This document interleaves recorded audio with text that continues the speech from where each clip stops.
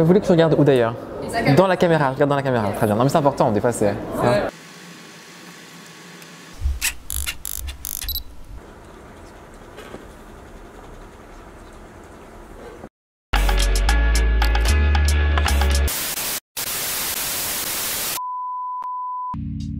Bonjour, je m'appelle Nelson Borat-Carter.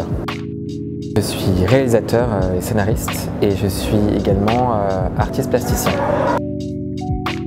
En tant qu'auteur-réalisateur, c'est un peu ce qu'on imagine dans le sens où j'écris mes scénarios et je les développe ensuite avec une équipe de production et ensuite normalement je les tourne, j'en fais des films.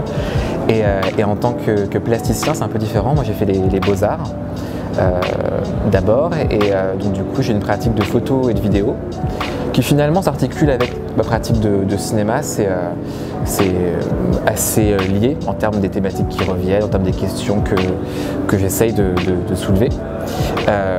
Et là par contre c'est beaucoup plus un processus qui est beaucoup plus pas dire solitaire, mais qui est beaucoup plus individuel en tout cas, où je travaille surtout tout seul sur voilà, des photographies, des installations, etc. et qui ont un autre parcours, une autre vie, en général plus en exposition, en galerie, en musée, etc.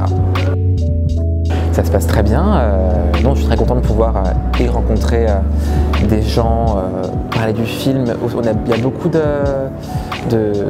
public scolaire qui est là aussi, ce qui est assez agréable, ce qui amène à des débats aussi différents de ce qu'on peut avoir d'habitude en termes d'appréhension du sujet, de la forme. Enfin, c'est vraiment notre rapport à l'image qui est assez chouette. Et puis il y a une très très bonne sélection, donc c'est très énergisant par rapport à tout ce qu'on peut voir et ce qui peut inspirer aussi pour les projets suivants.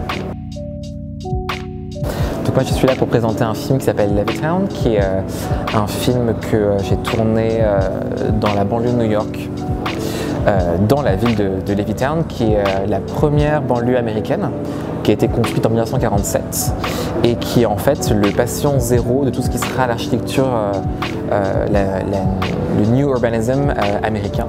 Donc tout ce qui va être ces espaces qui ne sont ni la ville ni la campagne, mais des zones insulaires de banlieue dortoir qui vont voilà, venir remplacer un peu la vie urbaine, on va dire. Et du coup le film se passe là-dedans et vient réfléchir à l'impact de la fiction.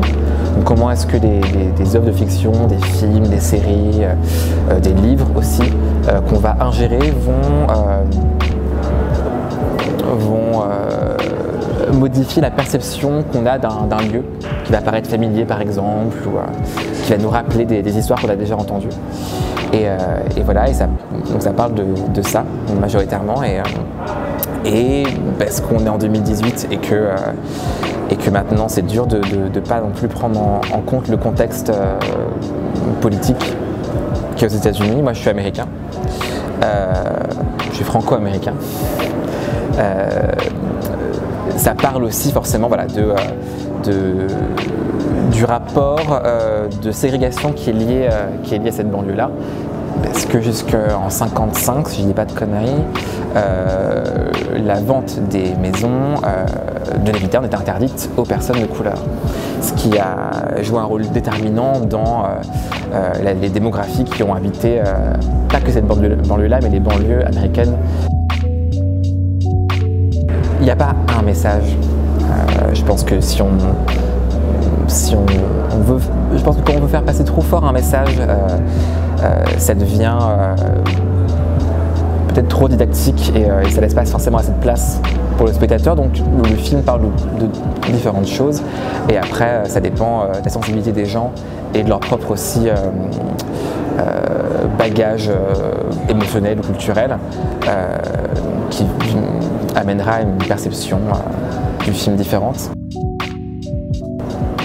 Au revoir à la caméra.